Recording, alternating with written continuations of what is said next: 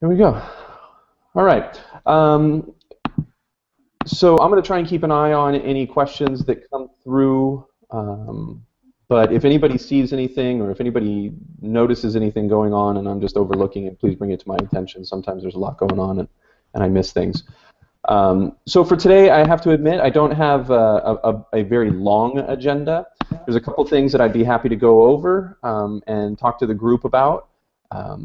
Some new stuff that is going on that I think that the chapters community might be interested in hearing about.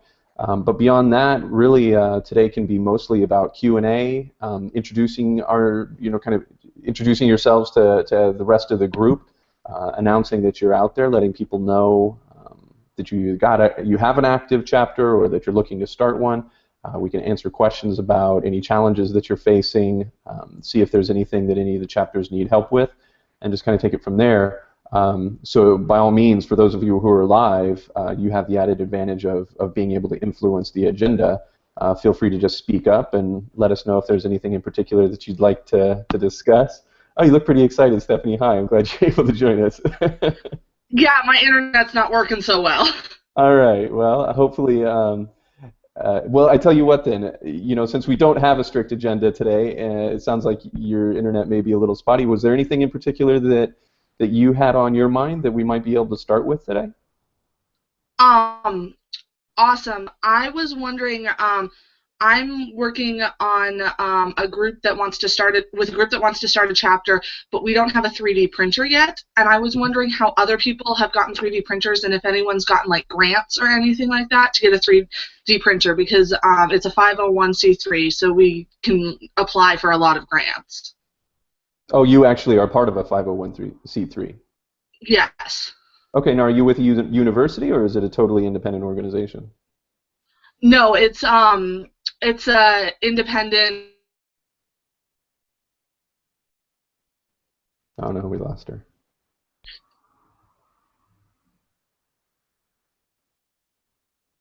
You need to ask your 501c3 to donate for a better internet connection. All right, well, hopefully Stephanie will come back to us in just a minute, and we can talk a little bit about that. I'll hold off on making any comments about it, but the good news is, yeah, there's absolutely a couple of avenues to help out with that kind of a scenario. Okay, so Alex or Daniel, Omar, Valerie, do any of you have anything that you'd like to add to the agenda today? I'll just take a little note, and that way I'm sure that we go over, touch on everybody's questions and concerns. I guess I'll go first. Sure, I am a junior electrical engineering major at the Rochester Institute of Technology, and I recently bought a 3D printer, and I'm looking to start a chapter because there isn't anything even remotely close. So I guess I just had some questions on the general process. I know I have to print out a test hand and send that in for evaluation. What other sorts of things do I have to do logistically? The first thing I'm going to just put out there, Daniel, is I'm not positive, but I would have swore that there was a chapter actually at RIT there. And the main reason that I say that is because John Schull, the founder of e-NABLE, I think had he was either like a professor emeritus or something like that with that institution. So it is entirely possible that there isn't one. I'll trust you on that. But if you'd like, I could do a little bit of research and see if maybe there's somebody hiding out over there that may be doing something. Yeah, I'd appreciate that. I just went on the website before and I navigated to the map, and I don't see any chapters other than I think New York City was the only one in the state that I saw. So maybe the map's not up to date. Yeah, and it's not comprehensive. That's the first thing I'll say about the map is really an opt-in sort of a device. So for those chapters who passionately want to be on the map, it's a good tool to sort of recruit new volunteers. So for example, if there is a chapter or if there is a group in Rochester that is doing this, if they had been on the map, you would now be in contact with them, and it would be sort of a no-brainer. But not everybody has to choose to be on the map, and some people don't want to. I've reached out to lots of volunteers and offered the opportunity for them to be added to the map, and frankly, some people, they like to work independently. They're just not team sport kind of folks. So so there may be something out there. but I'll take a look. But let's assume for the moment that there is not, and I'll be happy to address your question. Okay. And we can get some input from some of the other folks on here. For example, Omar in Egypt, he started his own chapter, and that was sort of a unique journey for them. So everybody kind of has their own answer as to how it works. But I can kind of provide sort of the basic overview if you'd like. Sure. Okay. And Stephanie, it looks like you're back, so that's great. Sorry about that. Yeah, no problem. So just to make sure that I caught your question before you left us. So you're part of a 501c3 organization, not affiliated with a university. You don't have a printer right now, and you're wondering maybe how you can start a chapter or get a group going?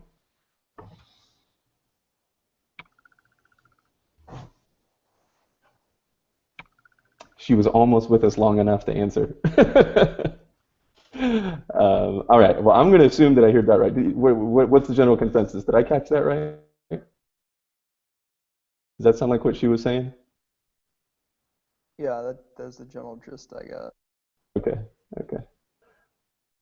Oh, hey, we got video, Robin. Thanks. I like the beard.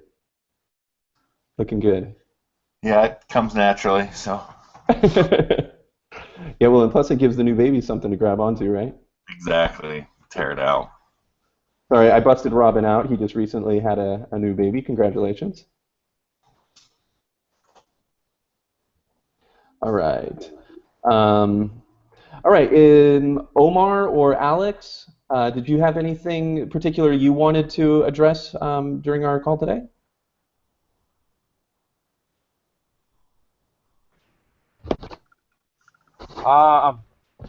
Well, no. Actually, we are building we are in the process of building the e-NABLE hand. Last time we got together, I took a bunch of people so that we can start chapters with volunteers and people. Yesterday, it arrived to my box, the parts for all the hardware.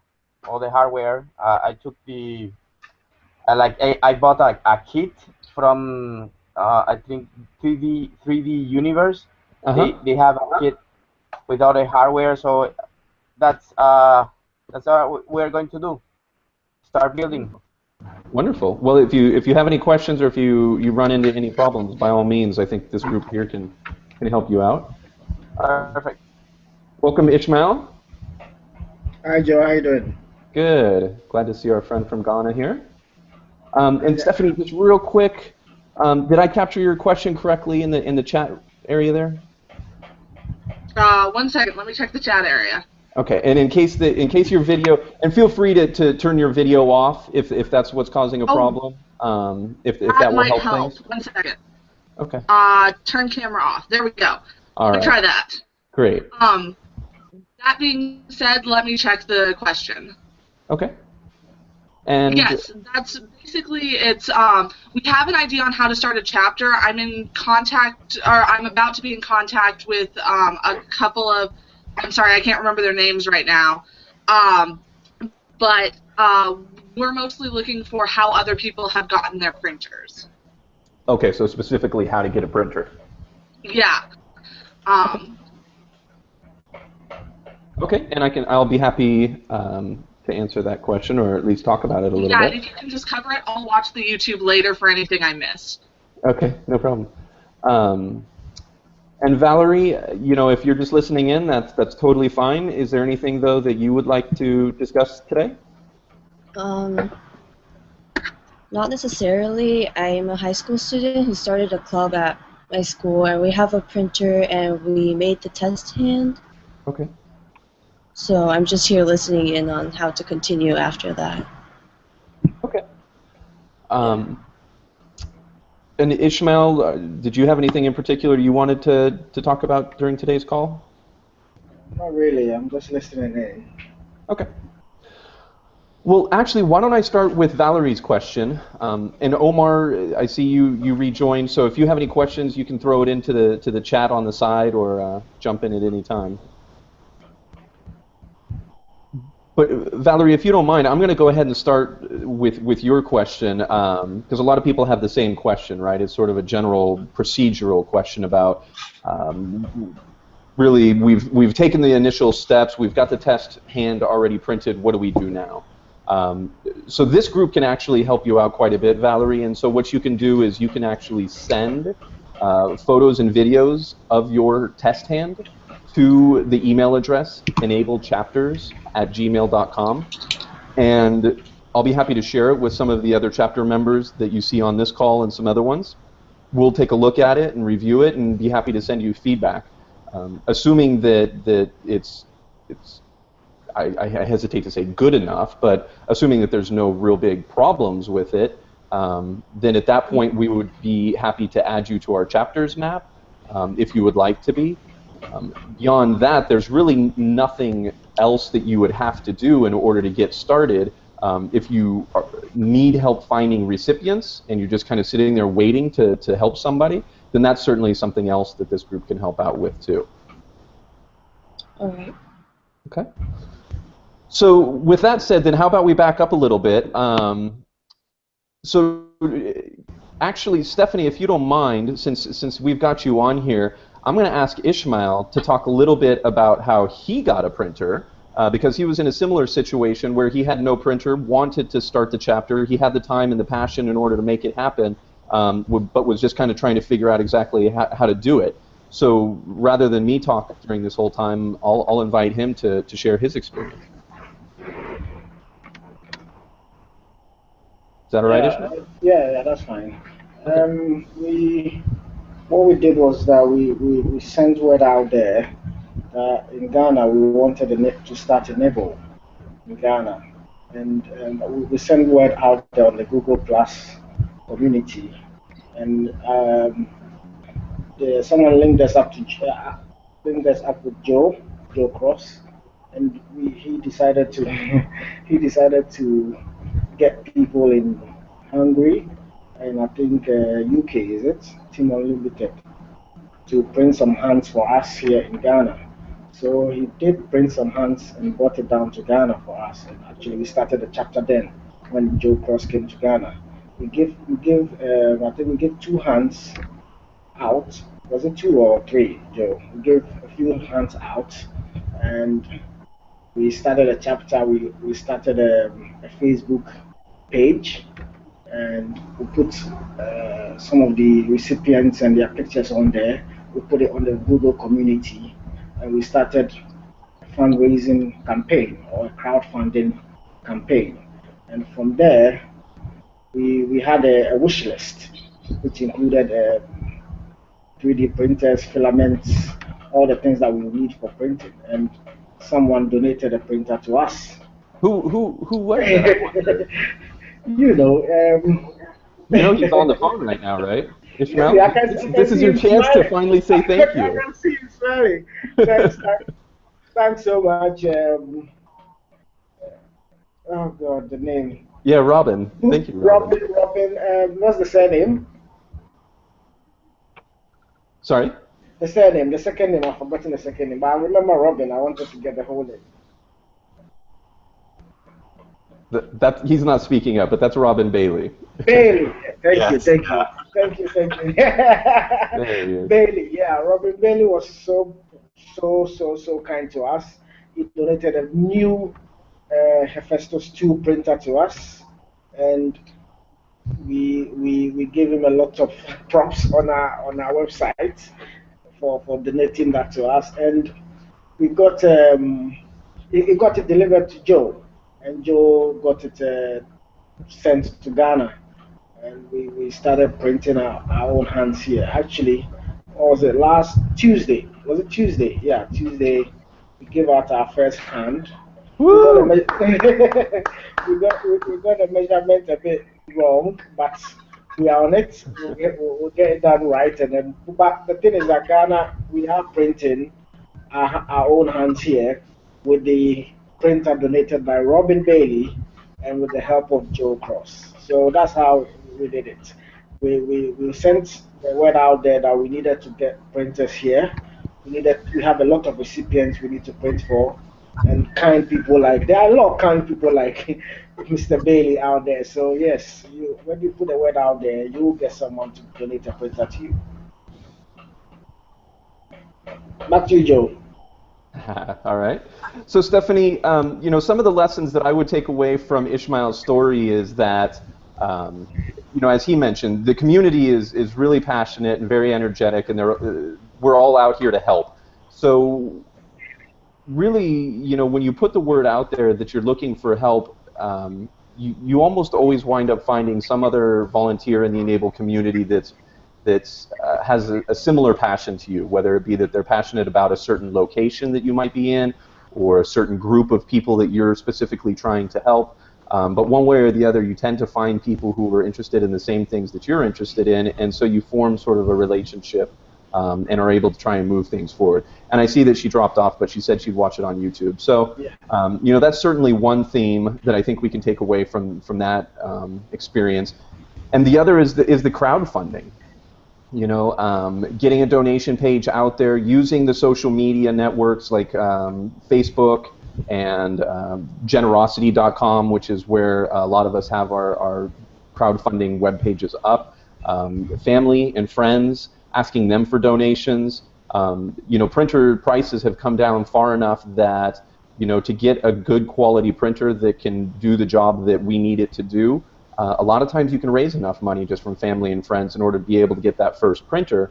Once you've got the first printer and you're actually out there in your printing devices and you can show that you're making real meaningful progress and that you're helping people in a substantial way, then other donors tend to follow. And so before you realize it, you have what you need in order to be able to move forward. And frankly, being in the United States tends to be a bit of a help because it means that you've got access to a larger group of e-NABLE community members in order to help you out. Anything else, Robin? Anything that you want to add to that? Just kind of listening to what Stephanie's facing right now. I mean, if she was my sister, what I'd say to her is, reach out to family, extended family, and even your friends network, and just, and really you can get a good printer and a lot of materials for, under $1,000, and that's definitely something that you could do that just using your existing, I guess, just social ties that you have right now.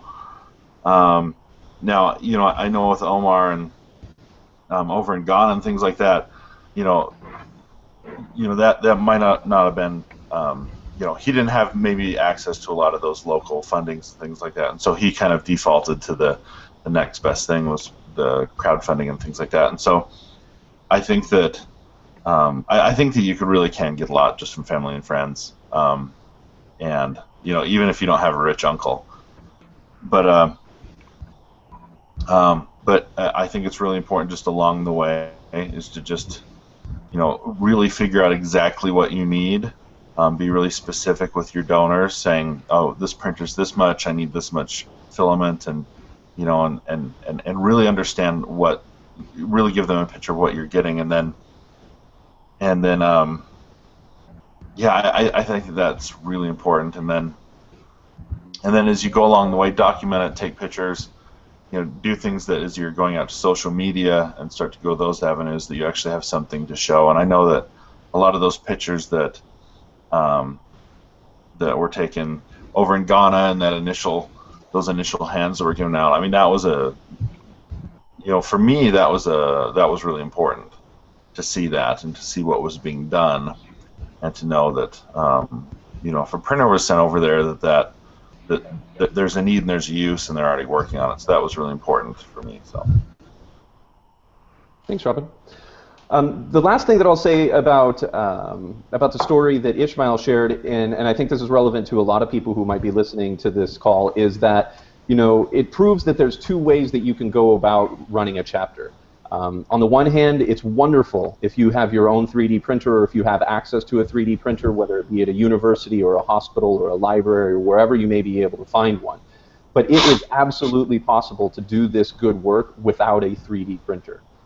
You just have to lean on the community a little bit more. You have to be willing to go out there and spend the hours that it takes to troll around on Google+, find people who are willing to help people out remotely.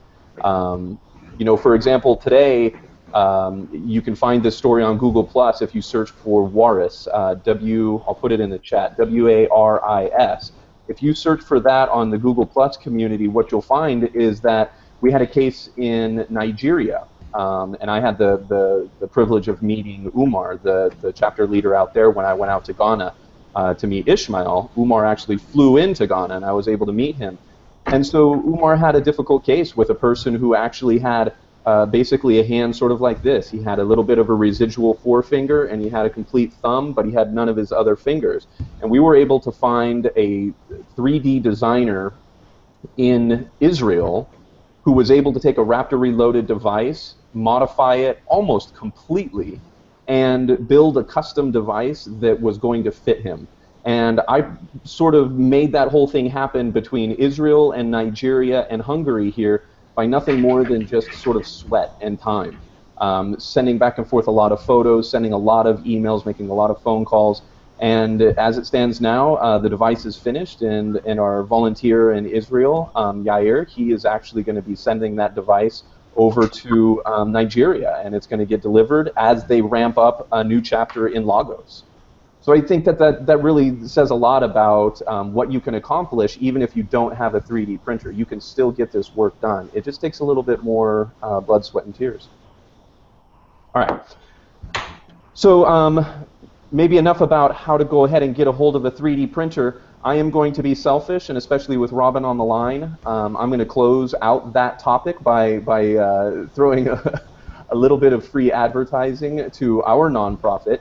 Robin and I are actually working with we actually run a 501c3 nonprofit called e-NABLE Outreach. And we do sort of small-scale fundraising, hopefully someday mid to large-scale fundraising. Our explicit goal basically is to help these chapters. So when chapters need a new printer, when chapters need filament, when chapters can't find the supplies that they need in their local area and they need to get it shipped in but can't afford the shipping, you know, when those kinds of problems arise, Robin's and mine's mission is to have some funds available that we can provide some mini grants. But as Robin said, you know, that money is going to go out to the chapters who actually show that they've put in the time and the effort, that they have a specific need, and they can kind of illustrate exactly what that money is going to do in order to help our recipients. So if you're interested, I'll put it in our chat over here. I'll put the URL so that you can visit our website. And there's an application form on there. It's very small, it's very simple. It won't take you more than a few minutes to fill it out. But if you do need anything for your chapter, by all means, go ahead and reach out to us. And we'll get back in touch with you, and we'll talk about it and see what we can do to help out. Anything you want to add there, Robin? You know, I just keep thinking about the point you'd made, just about, you know, as far as starting a chapter goes, that I would, you know, I think that a lot of people think that I need to get the 3D printer first before I do anything, and I think it's just the opposite. I think that you can rely on the community. You can rely on. I mean, really, what you want to do is you want to try to get someone who needs the prosthetic, and then rely on the community at first initially to go through and to have the prosthetic built somewhere else, or even just, you know, pay someone locally to do it. But then once that prosthetic's done, you know, go through that whole process of you know, delivering that firsthand and kind of, you know, documenting the process, and then at that point you can make the case of, you know, this is what I'm doing right now, and I would be assisted to be able to print by myself, but really go out and do it despite the obstacles, and then come back and then, you know, then get your printer later. But you don't really need a printer first to begin with, if that makes sense. You know, unless you're in an area where there's just it's not easy to get those 3D printed parts. I know that in Ghana, that, you know, it's you know, it was a lot more difficult for him to get 3D printed hands there from the community versus, if you're inside the United States or something like. Anyway, so that's just kind of my thought. But I guess as far as the e-NABLE outreach goes, we did just get notified by the IRS that we're officially, a public charity, and that we, all our donations. Yay! Yeah, so everything's deductible under, 501c3 and things like that, and so we can actually go out and start hopefully approaching more businesses, and people are really looking for the tax deduction. And so that's exciting. So hopefully we'll be able to kind of scale things up again, because it's really been, up till now it's been small fundraising, and hopefully we'll be able to go out and get some of those, larger donations. So I'm excited. So it's so early on, but yeah. So it's good news. It made my day yesterday to see a letter from the IRS. So yeah, a good letter, right? Yeah. Yeah, the last letter I got from the IRS was not good. Okay, so enough on that one. By all means, if anybody has any follow-up questions or wants to talk about that a little bit more, we can. But I would like to, if we could, turn to Daniel. He's been waiting patiently for us to talk a little bit about just the process of getting a chapter started. So Daniel, I don't know, having heard what we've talked about, I don't know, maybe that answered some of your question, but I would be happy to fill in some of the blanks in terms of just, procedures and steps and some advice, and, we can ask some of the others as well for their experience. What do you think? That's exactly what I was looking for. I just, I've got the printer, I've got the material, I've got the files. I know I need to print a test hand at some point and get that evaluated, but once I do, what is the actual process, and how do I keep it going? What sort of rules and regulations do I need to follow? Okay. So, this touches a little bit, and I'll just start, and then, feel free. This isn't just me talking, but I'm happy to sort of get us started on this topic. So, it introduces this question about what it means to be an e-NABLE chapter. I am not the final answer. I don't have what it means to be an e-NABLE chapter, but by virtue of my passion and interest in this, I'm happy to share my experience. And so what I'll say is that, being an e-NABLE chapter oftentimes is nothing more than just saying that you are an e-NABLE chapter. We have had instances where there have been multiple groups looking to start a chapter in the same place. In fact, Omar, I don't know if you want to share your experience, but in Egypt we actually had this exact situation where, two independent groups were looking to start a chapter in Egypt at basically the exact same time. One group contacted me, and I said, hey, great, let's do it. Another group contacted another organization or another group of people and said, hey, let's do it, and they were kind of running in parallel. Now, the good news is that Omar has done an extraordinary job of bringing those two groups together and bridging that gap so that ultimately they're one united chapter in Egypt right now. So, Omar, do you want to share anything about that? Maybe some advice on how to avoid that situation?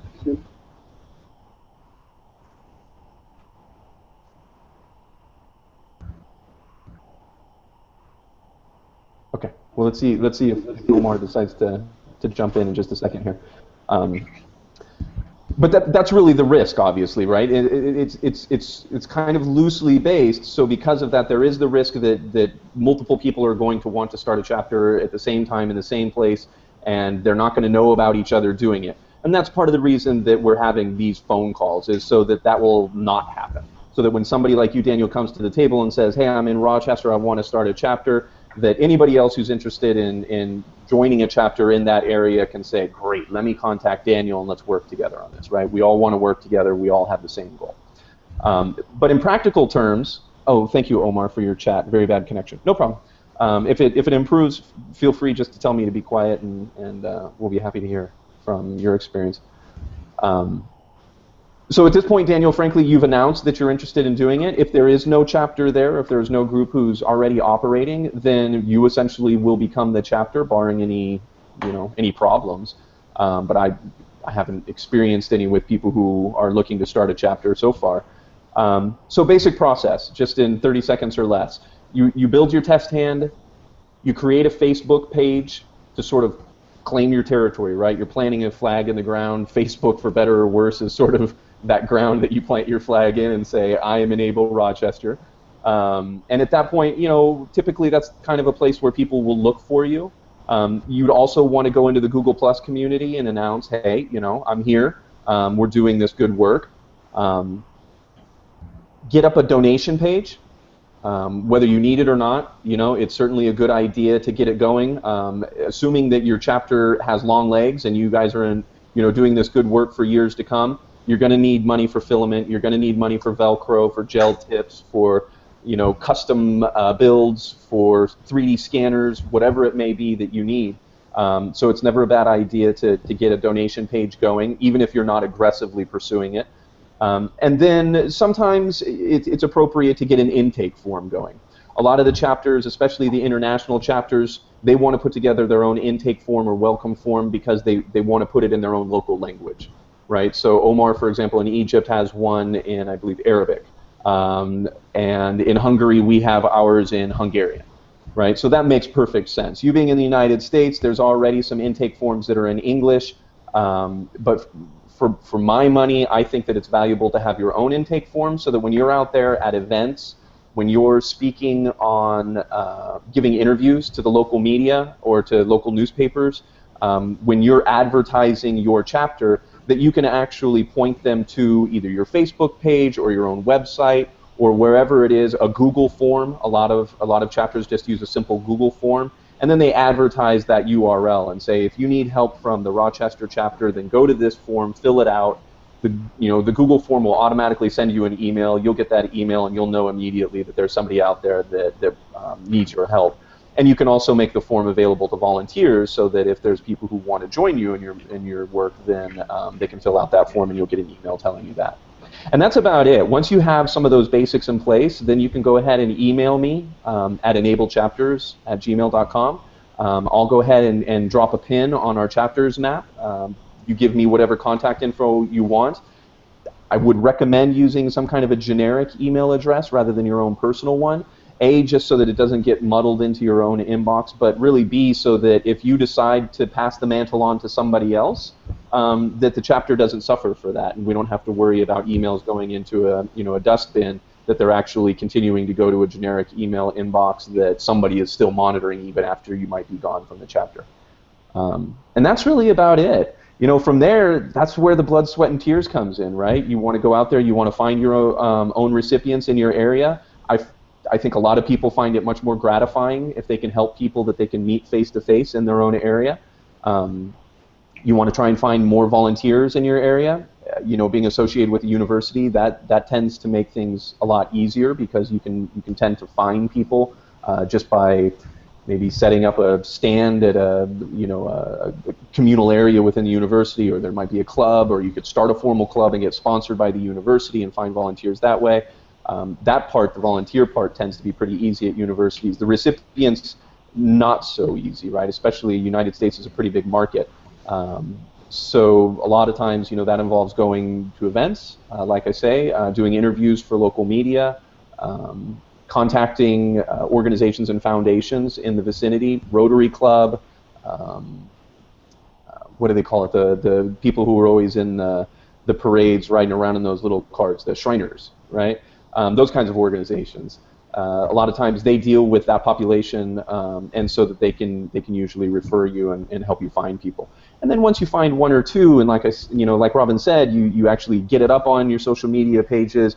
People start to see it. You get a little bit of attention, and then you'll find more people. I have a couple of questions. Please, yeah. First, with the intake form, is that a form for volunteers as like a way to kind of see volunteers, or is it like an intake form for people who want to receive the hand? I was a little fuzzy. It's totally up to you. Is the short answer, the consultant answer. The practical answer is both. So typically one of my first questions, or the first question on the Hungarian intake form is, do you need a hand or do you want to lend a hand? And from there the questions change a little bit.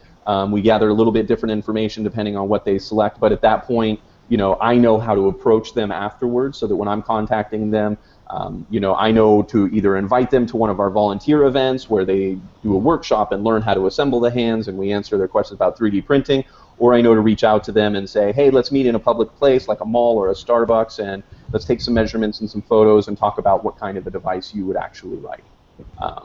So I use one form to do both. Okay. And then my second question was, is there a, because my group's not as concerned about, like, it's nice to be able to meet the people that you're helping, but we're also willing to do ones long distance. So is there any, like, set-up way to find people in, like, an area that doesn't have an e-NABLE chapter? I am so glad that you asked that question. It almost always comes up on these calls, and the answer is yes. There is absolutely, and I'm going to include a link in our chat window here. And the short answer is that there's currently a board up. I don't know if you're familiar with Trello, but there's a Trello board up there where the different chapter members like this who have wait lists. So, for example, Ishmael in Ghana, Umar in Nigeria, lots of other places actually have wait lists. And there's lots of reasons why that may be. Greater need, fewer printers, whatever it may be, they actually have wait lists, right? So some chapters, they've worked through all of their local recipients and they're looking for more people to help. Other places, there's so many people on their wait list that they can't possibly keep up. So in order to try to address that, hi, welcome. So in order to try to address that, we set up this Trello board, which basically folks who have wait lists, they can put a card up on that Trello board and basically request help from other chapters and say, we're trying to work through our list. My 3D printer is moving as fast as it possibly can, 24/7, but I've got 60 people waiting, and I just need some help. And so they can post up to that board, no private information for any of the recipients, but at that point you would be able to actually go in there and actually claim one of those cases and indicate that you want to work on that. The only downside is the shipping costs, right? So in the case that I mentioned earlier, where our volunteer in Israel is helping somebody in Nigeria, he's just footing the cost for that shipping. He's just going to mail that hand all the way over to Nigeria, and that's part of his volunteer effort is the cost of that shipping. So if you find yourself in that situation where you actually have more capacity than you have demand, then there are always chapters that need help. Okay. I should note I'm in Phoenix, Arizona, so I'm smack dab U.S., so I know there's a lot of chapters here. Yeah, and that's the thing. I don't know for sure, but my gut tells me that there is certainly some wait list existing in the United States. I don't know what it is. I don't have access to it. I've never directly spoken to anybody who has told me that they have a wait list in the United States, but I've heard rumor that there is. But to be perfectly honest, I just don't know where that wait list is. So my focus, frankly, has been international. And so I am familiar with the international chapters who have wait lists. And so that's what you'll see when you look on that board. It's primarily right now Ghana and Nigeria, but I know there's also wait lists in Vietnam. There's also a wait list in, I believe, Colombia. So that Trello board is not a comprehensive list of all the people who need help. But by all means, if you have extra capacity and you just want to print and you don't have anybody to help out, you can always email us at enablechapters@gmail.com, and we'll be able to connect you to somebody who needs your help. Awesome. Thank you very much. Yeah, absolutely. Thank you for asking the question. I'm glad when it comes up. Hi, sorry, we have a quick question. Hi, welcome. Can you introduce yourself and tell us where you're from? Oh yeah, actually I'm an exchange student participant in China right now. This is Gordon. He's our project manager, and he's starting first. We formed the hand touch board. It's in like a 3D printing hand to help local people in need. Yeah, I believe it's I just got your email, like yesterday or today, right? Yeah. Oh, I'm glad you could join us. Yeah, of course. So we were just wondering, because we're not officially a chapter, what steps do we need to undergo in order to complete that process? Okay, and I kind of just answered that question, so I won't spend too much time on it. If you want to go back and watch the first couple minutes of this YouTube video. Sorry about that. No, it's not a problem at all, but I will address it in short. But I can specifically tell you, because I just read your email, that it looks like you guys have already checked most of the boxes that I just talked about with Daniel. I think you even said that you had already printed a test hand, yeah? Yeah. Yeah. So, if you just want to send videos and photos of your test hand to enablechapters@gmail.com, which is, I think, the email that you had already, the address you'd already been emailing to, then this group here, we can take a look at it and send you feedback, assuming that there's no problems with it. I'm sorry? Go ahead. I believe we actually sent videos and pictures already. Oh, you did already? Wow, you guys move fast. We're talking minute by minute, huh? So then, yeah, I'll be happy to review those with some of the other chapter members. We'll send you some feedback, and at that point, we'll be happy to add you to the chapter's map. Awesome. To be perfectly honest, there's been some interest. Like I sent you that link to that. I might mispronounce it. I'm sorry. Is it Weibo or is it Weibo? Oh yeah, Yeah, Weibo. Weibo. Yeah. Weibo. So I sent you a link to that. So I know that there's a lot of interest in China. There's already some pretty active groups, I believe, in Hong Kong and Taiwan. But we've also gotten some interest from some other folks in China. I'm not sure if there's any formal chapters there, but assuming that there's no barriers to doing so, I think what you'll find is that there's probably lots of people in China right now who are kind of finding this group and are interested in helping out. I have to beg a little bit of ignorance about the geography. I'm not sure exactly where you guys are relative to some of the other folks who have been contacting us. Right now in northern China. In northern. Okay. Yeah. I think the other contacts that I've been getting are from southern China. So this may be perfect. That way, sort of we have some geographical split and cover some different areas. So once you're on that map, you're pretty much a chapter. There's no paperwork to fill out. There's no formal process involved. Once you're on that map, it'll help drive some recipients to you. But my gut tells me that you'll probably get more activity from that Weibo site than from the map. That's my guess. So basically, we just wait for your approval, and then we become a chapter. Look, I'm not in a position to approve anything. You know what I mean? Yeah. I'll give you some feedback, and some of the other folks can give you some feedback in case there's any concerns about the quality of your print. But I'm assuming that your print is really good, and that you've learned everything you needed to learn by going through that process. So at this point, it's really we'll get you up on the chapter's map. I would encourage you, if you're not already, get onto the Google Plus group, announce yourself, say, hey, we're here, we're doing this good work. You can contact us if you're in this area. That might help drive some recipients your way. But ultimately, each of us as a chapter kind of does our own recruiting, right? We find our own volunteers, we find our own recipients. I think it was Stephanie who had said, hey, I can't find any recipients in my area. Everybody's already been helped. How can I help more people? If you're in that situation, then by all means, I can help connect you with people who do need the help. But my instinct is that there's probably lots of people in your area who need help. They just need to know that you're out there. So the only other advice I could really offer, and that's where this group can certainly offer some thoughts, is try to get invited to some events. Some conferences, maybe some 3D printing events, maybe some events that deal with the population that we're dealing with, right? People who are maybe missing limbs. There might be some foundations or organizations or government agencies that work with that group of people. Try and get into events with them, reach out to them, go meet with them in person. That's something that we did here in Hungary. Is we partnered with an organization that works with that population. They kind of put the word out there to their entire organization, and people just kind of started contacting us and asking us for help. So that's really it. That's the basic process. Awesome. Thanks. Yeah, absolutely. Okay, what else?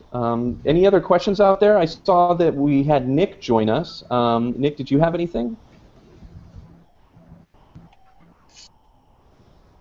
Yeah. Hi, Nick. Did you have any questions? Sorry, feel free to. Yeah. Am I on? Yeah, I can hear you. Okay, yeah. I just started up. I've got like, I'm trying to start a club at the point where I'm starting a chapter yet. I've got all my members, and I'm just getting an advisor now for Marshall University in West Virginia. Okay. The question really was, I guess, like, I don't really know what I need for it. I don't know what kind of filaments I need for the test, and I don't really know what I need yet. I'm just trying to figure it out now. Okay. And do you have a 3D printer? Marshall does, yeah. I can use theirs. Okay. So, once you've got the 3D printer, you need basic PLA filament. And they may even have access to it. Most people or most organizations who have a printer have some filament sitting around. We typically recommend PLA. You can use ABS, but we find that PLA is easier to print with. It's non-toxic, so there's sort of a general feeling that maybe it's a little bit safer to actually have in direct contact with skin. And then, to be honest, the actual sort of art and science of 3D printing is probably a little bit too broad for us to cover in detail on this call. But I would certainly be, happy to help you offline if you're just looking for, some tips and tricks on the actual printing itself. You can contact me at joe@enable.hu. That's joe@enable.hu for Hungary.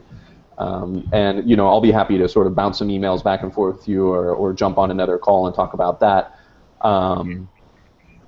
Once you've actually got the test hand printed, then, like I say, at that point it's really about getting a Facebook page up, getting a donation page up, getting an intake form up if you want to put one up. We'll add you onto our chapters map, and at that point then, you just sort of run as fast as you can in order to try and find recipients and volunteers. You can come to this group if you, like I say, if you need to find recipients, if you just can't find any in your area. There's always folks out there who are looking for help, and so we can sort of jump in and point you in the right direction there too. Okay. Also, is there? I'm trying to think how to word this. Let's see. Okay, I guess, like, what do I need to? Is the test hand the first thing I need to do to get started? Is there anything I need to do before that? I have everything. Like, I have the paperwork through the university done. I'm about to turn that in when I go back in a week. Okay. Yeah, I don't know that there's any right answer to what you should do first. My humble opinion is that it's a good idea to make the test hand first, and primarily because it's challenging. Even for somebody who knows 3D printing and has been doing it for a long time, this particular device and this print is quite challenging. So you're going to learn a ton by building this test hand. If you're a master printer, if you've been doing this and you've got it nailed, sure, maybe you get it right on the first time. For me, I was relatively new. I probably had to take 20 tries before I could actually get this hand printed correctly. And that probably says more about me than it does about how difficult the hand is, but there it is. It took me that long. And then, there's a lot to learn in terms of running the strings, tying the knots, figuring out what to do first, what to do second, what you're capable of, what you're good at, what you're not good at. So, yes, my simple answer is yes. I would encourage you to build the test hand first before you do anything else. Be sure that it's something that you're comfortable doing over and over and over and over again, because if everything goes according to plan, you'll be making 100 of these things. And so you probably want to be sure that you want to do it 100 times before you really jump in and start finding recipients and committing yourself to doing it. Okay, and e-NABLE provides all the information on how to do that? There's lots of different sources on how to do it. Like I say, as far as the 3D printing goes itself, there's really you can when you go onto Thingiverse in order to find the STL files, and I would encourage you to go to this website, enablingthefuture.org. That's sort of our go-to community website. It lists all of the standard devices that we use, along with video tutorials and things like that. There's tons of YouTube videos on how to put the hands together, tips and tricks on how to print it. specs on how thick your layers should be and how many shells you should use and all of that kind of stuff. So go out there, basically do your research, start with that enablingthefuture.org website. You'll find 90% of what you need to know through that website. It'll link you to a whole bunch of different places like Thingiverse and all of that. And then once you, like I say, once you've got some practice under your belt and you're comfortable and confident and you've printed that first test hand, then I would encourage you to call back in here and we can kind of talk about taking the next steps. Okay, thank you. Yeah, absolutely. All right. Any other questions that we can talk about? Or, I've been talking for a while. Is there anything else that anybody on the line would like to throw in there in terms of any of the questions, advice, tips, tricks? Maybe you guys have some experience from your own test prints? I have one more question, and it's, does anyone know any places where someone who was looking, I'm going to probably be writing, trying to write grants for to get some of the money for this, and so I'm looking for statistics that I could use to be like, hey, this is the people we're going to be helping. Like what kind of statistics? I know the statistics for people born without hands in the United States, but I don't know anything about amputations, and I don't know anything about worldwide those numbers. Like, what is the population of people that could be helped by this? Is kind of what I'm asking. Is there any numbers for that? Does anybody know an answer to that question? Because if you do, I'd love to know. Sorry about the hard question. No, it's a question that comes up a lot, and I've heard different answers. I can share what I've heard, but please don't take it as gospel truth. Like I say, literally, if anybody on the call has any thoughts on that or has done some research on it, please share, because you're bound to know more than I do. Don't worry, no matter what gets said, I'm going to have to research it further because I'm going to need legit sources. Yeah.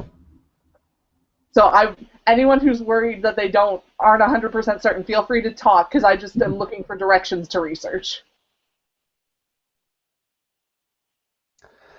So, barring any better answers, and feel free again to jump in and I'll be quiet, my short answer is no.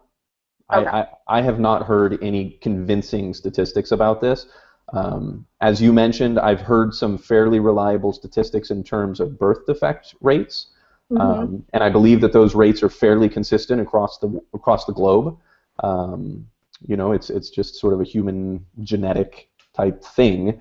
There is another. I don't know if you are familiar with. I think it's called IBS, maybe intrauteral band syndrome, which is not actually a birth defect. It's actually it happens to totally healthy fetuses, but some of the fibrous tissue in the uterus actually winds up getting a little bit detached, and I could be getting this wrong, but do your own research, becomes a little bit detached and actually can get wrapped around the limb, and it cuts off circulation and effectively destroys the limb, or causes some sort of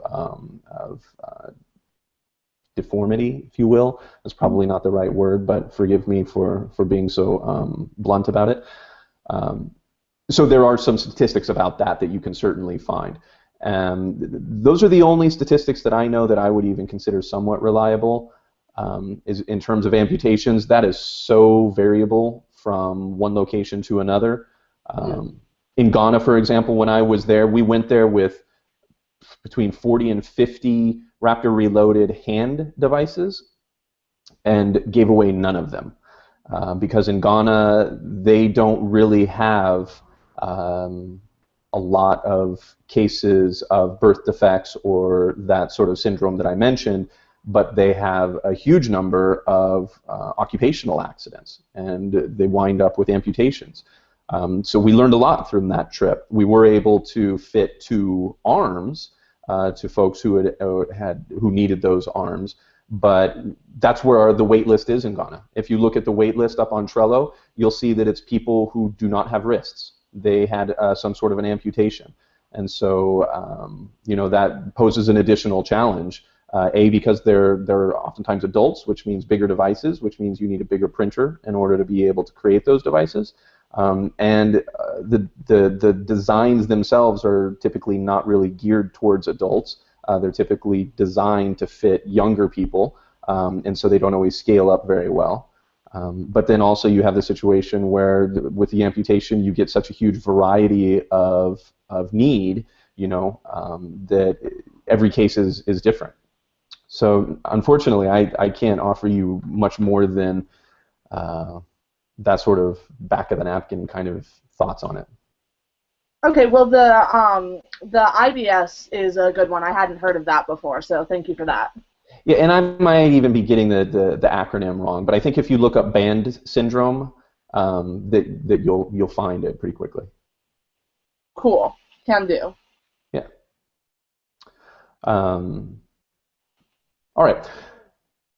Are there? You know what? I'm going to jump in here. I'm going to talk about some interesting news that I just received, and then if there's more questions, I'll be. I think as a group, we can certainly talk about more of those questions. So I actually had a great call this morning with a gentleman named John Roos. He's a volunteer out of Prague, Czech Republic, and he's working with sort of an incubator type group.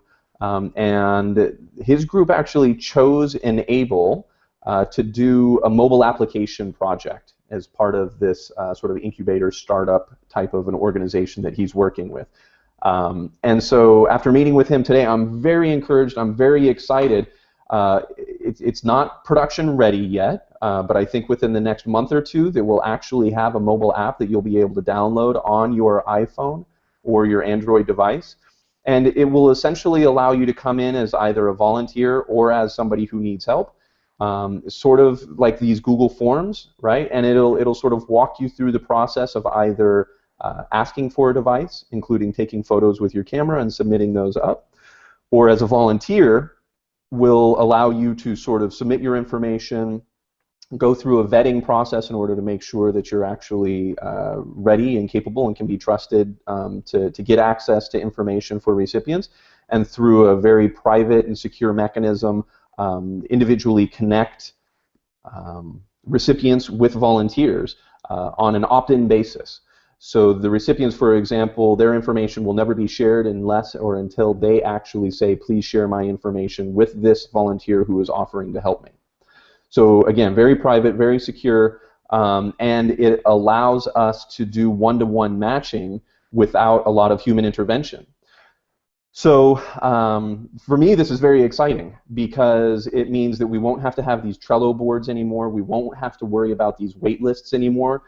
Groups that have wait lists will be able to put their wait lists directly up into this application, and any volunteer who has been vetted and approved can actually go on to this application, find cases either in their area or maybe an area that they're interested and passionate about, and go through a process whereby they'll be able to get matched to a recipient who needs help.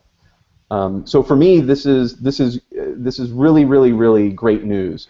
It moves us away from having 50 different wait lists for 50 different chapters with 50 different intake forms and 50 different processes and 50 different workflows and 50 different security mechanisms, to having a more unified mechanism where the chapters can choose to participate in that if they want to. Nobody's going to be forced to. So you're certainly welcome to continue to maintain your own sort of chapter information, your own chapter spreadsheets, whatever it is that you want. But you'll be able to tap into this mobile app, put your waitlist cases up there if you want, or as in the case of Stephanie, I think it was, who was saying that she's looking for people to help, she'll be able to go onto this mobile app and do a quick search, find somebody who needs the kind of device that she wants to be able to create. Say she can create Phoenix devices. She can find somebody who wants a Phoenix device in an area that she's interested in. She can connect directly to them, and they'll be able to work together either locally, if in fact she can find somebody in her area, or remotely in order to help that recipient. So I think that that's huge, huge news just for that reason alone. But here's what I think is really great, and I hope that you guys in the chapters are going to be as excited about this as me, is that we are going to make donations a center point of this application. So front and center on this application is going to be a nice button for donating. People will be able to drill down to individual chapters. For example, they'll be able to say, oh, look, there's a chapter in Egypt. I want to donate directly to them. And this is where I say that it's important for you to have your own donation page or donation site or capability, because if you decide to participate in this, then you can provide us your donation page, and when the user clicks that donate button for your chapter, that will be the same as going directly to your donation page and donating directly to you, and you will see money start to flow directly into your chapter. So I think this is great news. So again, it's still in the works. I do anticipate it'll be another month or two before it's production ready, but I sincerely hope that it's interesting enough to some of you on this call that you'll be interested in sort of doing like maybe an early beta with me. I'll try and make it available to some folks before it's actually posted up to any actual stores. It'll be free to download, but before it actually goes up to iTunes or the Android Play Store, I'm hoping to make it available on sort of a limited beta basis. And if any of you are interested, and this sounds good to you, then I'll be happy to work with you. We can make sure that your chapter is in the system, that we've got all of your donation information linked up so that when they click that button, it can go directly to you. Thanks, Daniel. Yeah, that's it. I mean, maybe I should be more excited. Maybe I should be cheering a little bit more. But I do really genuinely think this is big news. I know some of you are brand new to the chapters thing, and so you may not see exactly how big of a deal this really is right now. But for Ishmael, for example, who kind of lives and breathes off of the donations that come in through his generosity.com page, and for Robin and I, who kind of live and breathe trying to do fundraising on a small, hopefully mid to large size basis here, this is going to be a new opportunity for us to be able to market this as a way for us to generate donations, get them directed directly to our chapters, so that when you guys need to buy filament, or you need a new printer, or you need a new hot end, or an extruder, or as Ishmael did, a temperature sensor for your printer, then you'll have the funds available in order to be able to do that, so that you don't have to ramp up a whole new crowdsourcing mechanism every single time that you want to do it. Maybe we can actually just do, say, like a marketing campaign around the mobile app and say, hey, we have this special project that the group in Nepal is looking to do, or the group in China is looking to do, and so you all have the mobile app installed on your phones.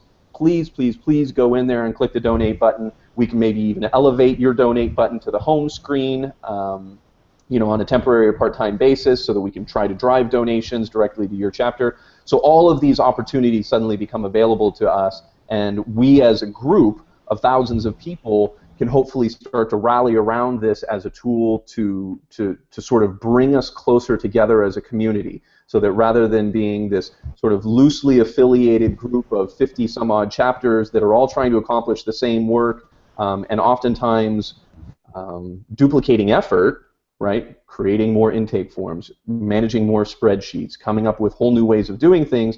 Maybe now we can just put a translation layer on top of this mobile app in Arabic, in Chinese, in Thai, in Vietnamese, in Spanish, right? Whatever language we want to do, and actually try and drive some traffic through there, so that we have this sort of centerpiece to communicate to the external world, right? So that now it becomes a little bit easier for them to interact with us.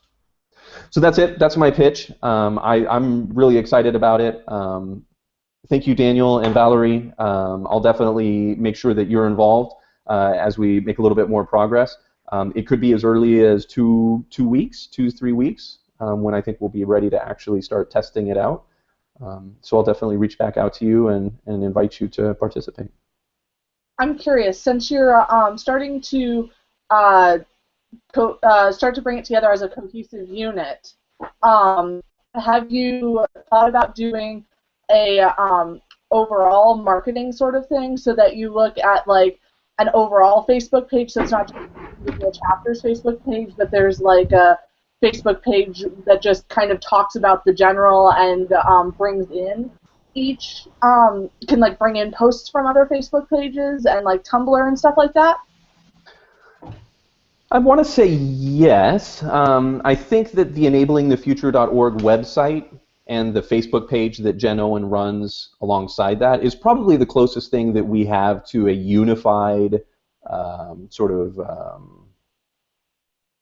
home, if you will, for the entire Enable community. I mean, really, between the Google Plus group, enablingthefuture.org, and the Facebook page that Jen runs, those are really the main hubs that people go to, right? You go to the Google Plus community, you see some links on the right-hand side, you know, you find enablingthefuture.org, you go there, and that's really where every chapter kind of contributes stories, right? And she runs a Facebook page where every chapter gets represented.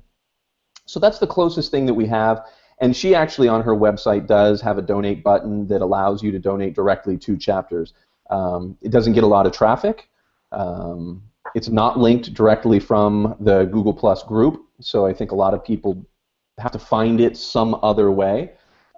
So my hope is that this mobile app really is a centerpiece, and I guess I should be more careful with my language, that this becomes more of a centerpiece for the chapters, right? I don't intend for this to become the thing for the entire Enable group or the entire Enable community of 8,000, 9,000 people.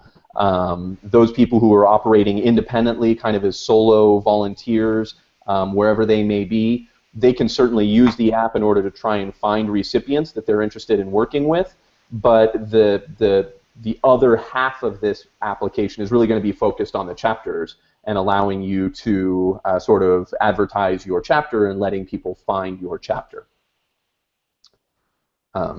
So yeah, I don't know that this would ever become sort of the centerpiece for the entire community. I can't speak for the entire community. If we were to choose to do that as a community, I think it would have to be something that sort of the thousands of people who are involved in the group decide that they want to do. And I think the closest thing to that right now that everybody sort of agreed upon is that enablingthefuture.org website. Okay, I was just curious since you were talking about the donations and like that part.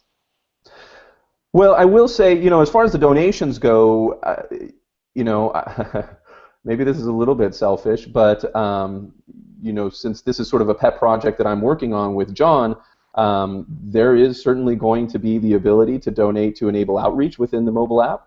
So, you know, that's a little bit of a benefit that Robins and Minds nonprofit is going to get. I know that Thierry, who just joined us, he has a French sort of equivalent to a nonprofit, and so, you know, they will have the opportunity, and I'll invite others to participate and sort of be in on this mobile app that we're building. But in general, because there really is no organization, there's no formal organizational structure that ties together all 9,000 volunteers within the Enable community, there's really no such thing as making a donation to Enable, if that makes sense, right? So the best that we're really ever going to be able to do is to drive donations to the groups that are working to support Enable. And those groups then have the ability to use those funds in order to try and help whoever it is that their chapter or their group is focused on. And I think that's really the best we're ever going to really be able to do, because like I say, there is no such thing as an organization that encompasses all 9,000 people, right? Not all of those people are in chapters. So the chapters don't even represent all 9,000 of our volunteers. So anyway, I just wanted to put that out there. I'll definitely reach out to Daniel and Valerie. There'll be more information on that forthcoming on Google+. So you know, if you tend to watch in there, then by all means you'll see some posts on that so that you can get included. Oh, and I think it was Stephanie, you were asking about statistics. It looks like Thierry actually has some answers in the chat if you want to follow up with him. And maybe... awesome. How do I do that? Sorry, I'm very new to Google Hangouts. I'm not positive. Oh, hey, look, we got a new attendee. I think over on the side, if your view is the same as mine, then at the very top on the left-hand side, there's a little blue chat button. And if you click it, it'll open a panel on the right-hand side that allows you to see the chat that Thierry just sent up. Okay, yeah, I see that. Okay. And hopefully you would even be able to contact him or connect with him via Hangouts. I think if you click the little down arrow over his picture, it allows you to go to his profile, and then you can probably add him into one of your circles and maybe reach out to him directly. Down arrow over his... Oh, wait a second. I gotcha. Yeah, there it is. Cool. There's all sorts of hidden things in here. There is. It's all magical. Yeah. All right. So are there more questions? Are there other topics that you guys would like to discuss before we wrap up today? I'm going to check to see if there's any questions from viewers. Doesn't look like it. Thierry, now that you've joined, is there anything that you would like to discuss?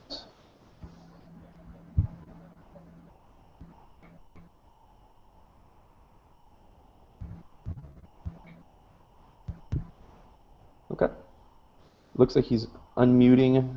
No, I don't think we can hear him, though. Okay. Great.